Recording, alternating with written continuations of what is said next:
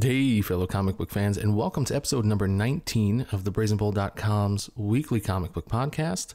I'm your host, Charlie Chipman, and with me as always are my co-hosts, Ben Peterson. Hello. And Dave Robbins.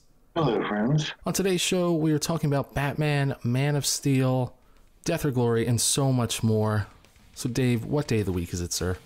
Today is Wednesday, June 6th, and it's New Comic Book Day.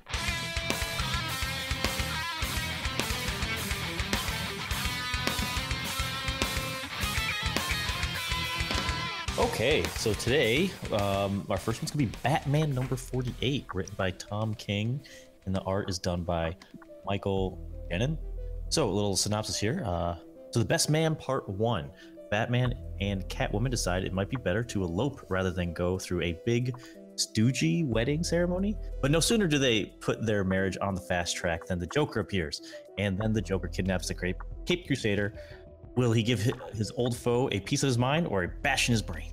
So that is a very weird sentence there to end. And when the Joker kidnaps the Cape Crusader, will he give his old foe a piece? Yeah, I don't like that either, Ben. But yeah, so... But you guys in English, is stoogey a word? It's pronounced stodgy. Yeah, it's stodgy. Oh, stodgy. Okay, it's fine.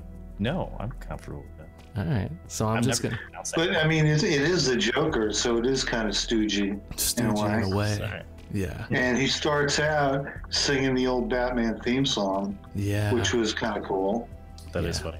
Yeah. I loved the Joker being so crazy. I just love it. Yeah, he definitely played his part well. Yeah. This was intense. This was an intense issue. Joker was fantastic. Yeah. Like, this is, for me, like ideal Joker issue. Joker levels. Yeah, maximum Joker. Yeah, that's the best way of describing it. I mean, it's as depraved and violent and nonsensical and just scary and creepy as a Joker story is supposed to be. Yeah. And that he has Batman under control immediately prior to his wedding, it just makes it even that much more fun.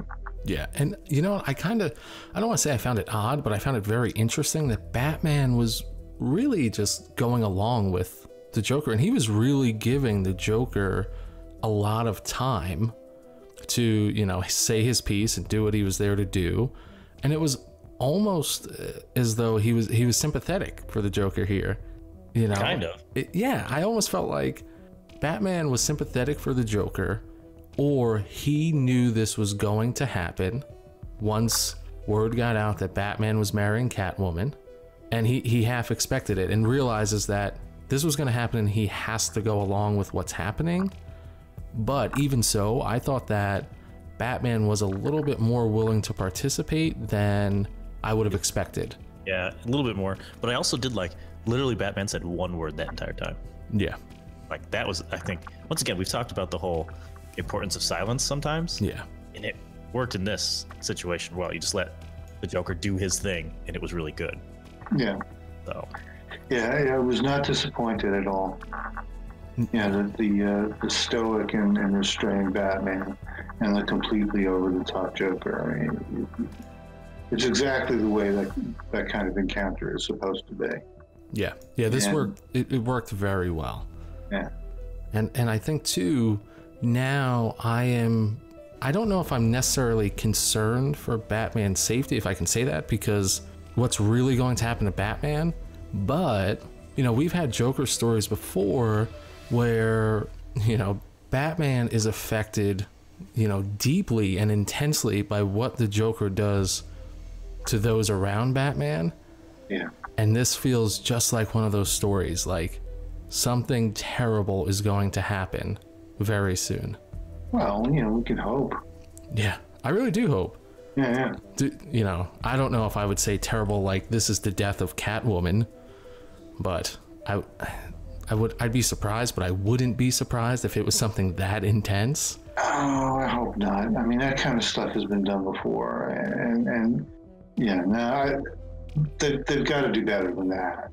Yeah, I'd rather they come up with something a little different there, but I would also find it hilarious if it's like the Joker kidnapped him to be like try to convince him not to get married, or like, or do Be best something friend. right, like, or do something crazy, or like somehow being like trying to convince him that like, am I your best man, you know, exactly. kind of thing, and just be like, it just like, I just want like the next issue to just be him trying to like convince Batman to let him be his best man. Yeah, no, you're right. That would be perfect if issue number 49 is just the Joker and Batman in a room, just very similar to what we had happen here. But if it's just the two of them in a room and the Joker is trying to convince Batman of anything, you know, that he's got his mind set to, it would be great. I think it'd be great because like he'd be, you know, do some sort of like, we're basically best friends, and it's like, how, like, we do all these things together, and even though it's like the twisted Joker version, like, it was your birthday and you still came out to stop me, you know, things like that. Yeah, would just be hilarious to me. And you know what? He'd be absolutely correct. Oh yeah, they're basically best friends. Yeah, this is an issue that's come up plenty of times. Like, you know, there is no Joker without Batman. So, and Batman has had a longer relationship with the Joker than he has with Catwoman. Absolutely. So interesting all around. I'm looking forward to issue number 49. But what else are we talking about this week, Dave? What do we got? Man of Steel #2, written by Brian Michael Bendis, with art by Jason Fabok, Steve Rude, and Evan Shaner. With an arsonist loose in Metropolis, powers are almost useless in finding the culprit. And back at the Daily Planet, everyone wants to know what's going on with Lois Lane. How can Clark hold on to the secret of what happened to Lois and John much longer? Well, yeah, you know, we're going somewhere when any of us starts with either a sigh or a well. Yeah.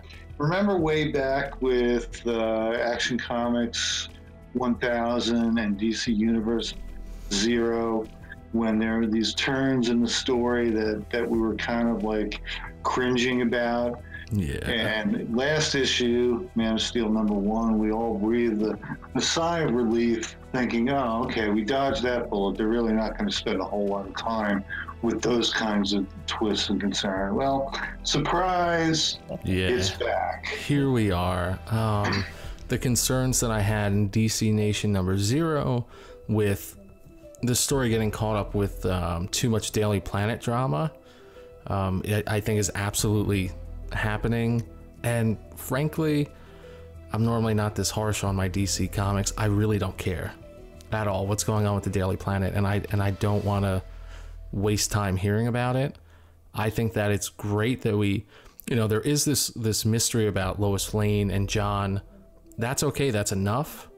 And I also like the fact that we have the, you know, Rogol-Zar thing going on. That's great. I even like the fact that we have the arsonist loose in Metropolis, because for me, you know, Superman now has a personal problem, he has a Superman problem, and he has a problem that blurs the line between Clark Kent and Superman. So that all works very well. But what I don't like is what's going on with the Daily Planet. Like I said, to me, it just doesn't fit into the puzzle here. I don't know, maybe I'm being too critical about this, but I don't think so. It's got a soap opera flavor about it, you know. And, I get we're in this point in Superman's life that, like, with the whole Lois Lane John disappearing thing or whatever, I don't know, I missed it, but I don't really want to deal with it all that much, to be honest. Like, let's move the story along, and I don't know. So between, you know, his kind of like sulking mopiness and this, like I said, selling, you know, dealing with the paper, and it just, yeah, I'm just like, I don't care. Just like you, like, whatever, let's move on. And so I'm basically just kind of like, I was reading it just like, all right, let's move on and get to the next spot in this book. All right, let's move on and get to the next spot in this book. And I mean, we started getting somewhere by the end, but like, it's just, it's taking a long time to go nowhere. It is, and it's a shame because, like I said, I'm really interested in Rogol-Zar. I'm really interested in the arsonist. You know, this, you know, Superman just saving his city story. I'm somewhat interested in Lois and John. you know, I do want to know what happened, but I don't know. I just feel like it's not, there's too much, and it's unnecessary. I think too that much and not enough. Like, Yeah, no, I can see that. it's too much and not enough. Like the idea, like I would have really liked to have seen, like right now we know that Superman is, I don't want to say investigating, but investigating the arson that's been going on in Metropolis. I wouldn't mind seeing Clark Kent investigating that just as much as Superman, you know, saving people from burning buildings. Right, yeah. Because there's that balance there. And I also like to have my superheroes grounded, but I don't, you know, there's only so much of that. And I've realized that there's a lot on Superman's shoulders right now. Yeah. But, you know, like you said, Ben, it's like mopey Clark Kent and like aggravated Superman, and it doesn't work for me. Yeah, and plus we thought we dodged a bullet last issue too, so it's like, psych. Yeah, exactly. Yeah. Kind of a bummer. Yeah, I almost, you know, I felt a little bit like the rug was pulled out from under me with this. But, you know, the problem, and also what also redeems the book is that, you know, whatever, 2 out of the 3 or 3 out of the 4, you know, subplots here are relatively interesting. Yeah. So it's almost like you can just skip past the Daily Planet parts. You know, but I don't want to have to do that. Yeah. Yeah, I don't know. It's just, yeah, that particular story just is not doing anything for me right now. So let me ask you guys this. Did you notice that I mentioned 3 names with the artwork this week, for this issue? Oh, yeah. Now, that was a strategy that worked in Action Comics 1000. We had a number of different artists, quite a few, as a matter of fact, over 80 pages. But here in 20-something pages, we have 3 artists. And although taken individually, I enjoy their work, but stuffed into a small package, I found it really distracting. Yeah, I have to completely agree with you. It was distracting, and the shifts were obvious, and it just didn't. There are representations of the same character relatively close together that have significant differences. Yeah. Which is jarring. I mean, the last thing you want to do in, this kind of superhero fantasy type thing is get jarred back into reality. Yeah. And when you have a depiction of one particular character in more than one way, it's like, wait a minute, what's going on here? You get very conscious of the process of putting this book together rather than the story that you're supposed to be engaged in within the pages. Yeah, exactly. I completely agree. I was taken back a little bit, but we're gonna see. Regardless, I'm still gonna read Man of Steel #3. Well, yeah, of course. Honestly, I'm gonna read through, because this is a 6-issue run, I believe.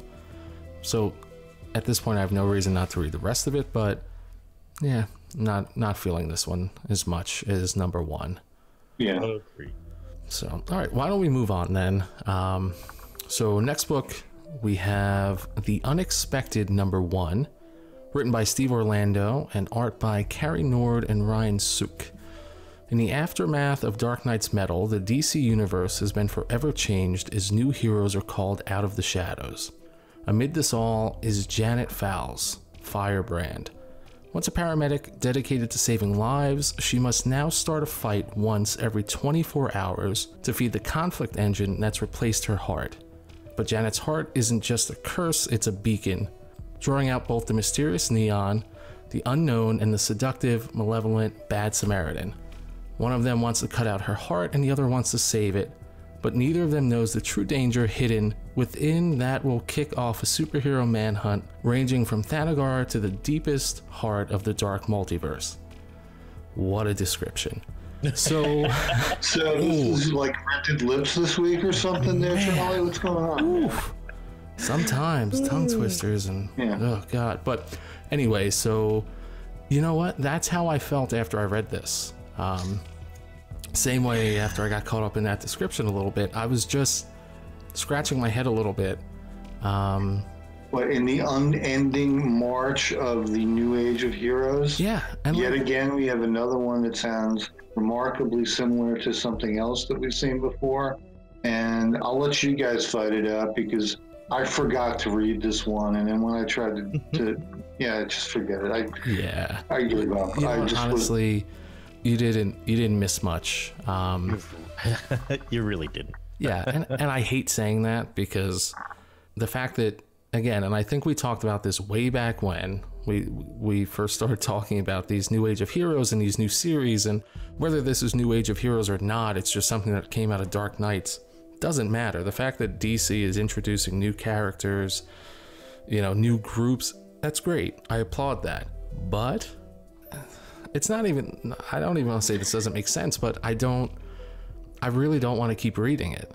Yeah, I totally 100% agree with you on this one. Like, I'm thrilled they're coming out with new characters, but I kind of, even just like having read essentially that right there, and then I wasn't overly thrilled to go into this book. And then once I started reading it, it didn't get better for me. I was just kind of like, this is weird. This is confusing. Yeah. This is like, what's the point? And it's like, okay, like, yeah, I don't know. It's just, I mean, just the fact that she, you know, has to start a fight every 24 hours. Like, yeah, really annoying to me. Like, yeah, wasn't there have that issue? Wasn't there a movie like that? Yes. Yeah. Crank. Yeah, that's it. Right. Mm-hmm. Yeah, it's the same idea. You know, well, kind of idea, but still, it did nothing for me, and no, I don't really have anything to say about this one, to be honest. No. So, and you know what I thought was interesting, this is one of those books that I like flipped through first before I read anything. I was like, oh, this looks pretty cool. Like, this was a book that, you know, I would definitely pick up and buy without reading it, you know, without knowing anything about it. Just flipping through, having no idea, just, oh, this is a new series from DC. And I don't know, I was disappointed. I think, again, we have, you know, another group that's been existing, you know, in the shadows and in the backgrounds of the DCU that, you know, we never heard of, like the Immortal Men, right? They were just always somewhere else. They always existed, but they were separate from what we were seeing. You know, we have that happening again. Yeah, this is the second hero on a clock, too. Yes, exactly. So now it's just, I can only take so much of that before I have to say, get over it, move on and do something else. Yeah. And it's, I don't know, like, for me, this so far, and look, anything could change, you know, within the next issue, next two issues, whatever. But I think this was a series that shouldn't have been put out, considering we have the Immortal Men. Mm-hmm. It's just, I don't know. I think the Immortal Men is enough, and it's similar. I don't know. It wasn't necessary at the moment for me. Just, it didn't quite have its stuff together. Exactly. I completely agree. It almost felt like a hodgepodge, like leftovers from other stories put together to make something new. I'm really not feeling this one. So, well, all right. Let's move along then, because right. I think we're kind of dwelling on it right now. Yeah, spending too much time. All right, so getting back to Batman.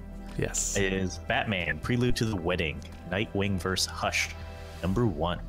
This is written by Tim Seeley, the art by Tim Moore and Otto Schmidt. So Dick Grayson has a lot of responsibility. Being the original partner to Batman, he's the natural choice to be Bruce Wayne's best man. So if anyone has to get to the wedding, it's going to be him. Too bad Hush has other plans, and maybe Bruce Wayne does too. So I was really looking forward to this, and I really enjoyed it. So that's great. I think that the best part about these preludes, except for the extremely long names, you know, extremely long titles here, the best part is we have the superhero problems, and we also have the, you know, down-to-earth people problems. You know, there's conflict between Nightwing and Hush, obviously, and there's also conflict between Dick Grayson and Bruce Wayne. And having both of them, even though there's more time spent on the superhero problem in this issue, it's very balanced, and I think that it's very grounded. you know, a lot going on, and everything that happened really made sense. And I think that Tim Seeley did a great job telling a multifaceted story here. Yeah. You know, there was this, you know, the superficial action that you're looking for, you know, the intensity, the fun, the entertainment, but there was also enough depth and enough story, you know, to drop back into first gear and really just enjoy what you're reading and get something out of it. So it's a success for me. Well, I liked it too. I mean, I enjoy the character of Nightwing. I enjoyed Hush as a criminal, as a villain. I thought that these adjacent stories to the whole wedding thing are pretty clever in that it addresses both the inside story of the secret identity and the outside story of the superhero identity, and it's great. It's a larger world, and it's nice to see how it all interacts. I really enjoy that. Yeah, I must say, I actually enjoyed a lot of the non-superhero part, maybe even a little bit more of the superhero part in this one. It was just, I don't know, it's entertaining. It's something you don't generally get to see really for any superhero, but especially Batman, who's always Batman. So I actually really enjoyed the whole, like, the whole thing for him, and like he was cool with it. It wasn't him just going like, no, I'm Batman, bye. Yeah. You know, like, yeah, I thought it was really very entertaining. And like you said, it was well balanced. Yes. In the whole thing, and I very much enjoyed it. Success for sure. And I think too, like, we can't really give it away, but there was a very interesting twist in the middle and of the story, and the story really took off in a direction I was not expecting. I was pleasantly surprised. I thought that this was going to be one type of story, and it completely changed. I thought it was going to be very similar to the previous Prelude issue, but it wasn't. This felt different. I mean, it worked, you know, in the same ways the initial one did, but it definitely, like I said, it took off in a direction I was not expecting at all, and I was very happy that it did. Yeah. I was very satisfied with it. So yeah, Tim Seeley, great job. Travis Moore, Otto Schmidt, great job. All around creative team here. So why don't we move on? I think we're done with DC. And Dave, what do we have from Image? Image, we have Death or Glory #2, written by Rick Remender and art by Bengal. Hot off the heels of a heist on her ex's criminal empire, Glory realizes just what she stole and how much trouble she's in now. So much trouble. So much trouble. And she doesn't even realize. I said I'd read this first, and I said to Charlie, yeah, this is one you're gonna like. I mean, this is all Quentin Tarantino-esque in the right kinds of ways. Yes. Glory is in so much trouble. Yes, she is. And it's so great. It's so great, and the villains are really horrible. Yes. She seems to have come across some people who may become her allies, and they have their own interesting stories too that in a way conflict with hers, because she's got this weird, very specific backstory of what got her into the situation that she's in the first place, and she seems to find allies among people that would not fit into that world that she comes from, and then meanwhile the bad guys are really bad. Yeah, they are. And I like how she is causing problems for the bad guys. Yeah. That's great. And you know what else? I thought that there was some really intense language in this, but it worked so well. There's some intense scenes in this. Yeah. It was like, holy shit. But it was the good kind of holy shit. Like, this was, David, you said, Charlie, you're gonna like this one. Make sure you read it. I was like, all right. I really liked #1. #2 is, it might be as intense as #1, but holy shit. I was blown away with it. In a different way, that's for sure. Like, I really liked #1, and so going into #2, I was like, oh boy, this is totally different. Still great, but just not where I really thought it was going. No. And so, yeah, like I said, she's in so much shit. I mean, it's series of you're given the impression that she really doesn't think she has much of a choice about anything. But then it becomes a series of just really bad choices in the worst possible way. We want her to survive all this, but I honestly can't see how that's going to be possible. Which is really up against way too much. Which is great. The fact that we have a protagonist here that very very very possibly won't make it through this series, or the series will end with her death. Like, that's possible. She doesn't have a particular set of skills as far as we know. No. She's certainly not a superhero. No, she's just desperate. So, what's going to happen? I don't know, but I am willing to stick around and find out for as many issues as this story goes on for. This is great. This was one of my favorite books this week. So, and this is also a week where we had Batman and Batman Prelude to the Wedding. Yeah. So saying that this is kind of tops them, like that's a lot. Oh yeah, easily. That's a lot for me, but yeah, so good stuff all around.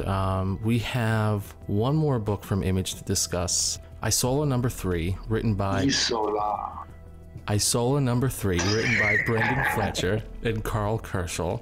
Art by Carl Kerschel. Owen and Rook's paths diverge, one companion on a hidden road to discovery, and the other headed straight into the jaws of death. Dave, I don't care how you say that's supposed to be said. I am saying Isola from here on out because that's how we've said it for the last, 2 months. That's how it is. That's how it is. Well, Just like I love this one. Yeah. This one, I mean, it kept going with the great artwork. Beautiful. That's for sure. Yeah. And like I said, I could just watch it or read it just for that. But it also had like a little bit more. I think we called this one like a slow burn before. Yeah. And it still is, but there was a lot more going on this issue. Yeah. Than previous ones. And the expectations are really challenged in good ways. Yeah, she's been separated from Rook, the captain of the guard, has been separated from Olwen the Queen in tiger form, and they're being led in different directions by people with suspicious motives. And I'm really wondering who really are the good guys and who are really the bad guys. I mean, we're introduced to these two people on the run, so we're somehow assuming that we're gonna be supportive of them. But as we get deeper into the story, it's like, wait a minute, there's way more going on here than we were ever led to believe before, and that's terrific, because I don't know who I trust anymore. Exactly. I think that this is really causing readers to ask all of the right questions, and to really, like you said, who's the good guys here? We're looking at the story differently, and there very well might be no good guys.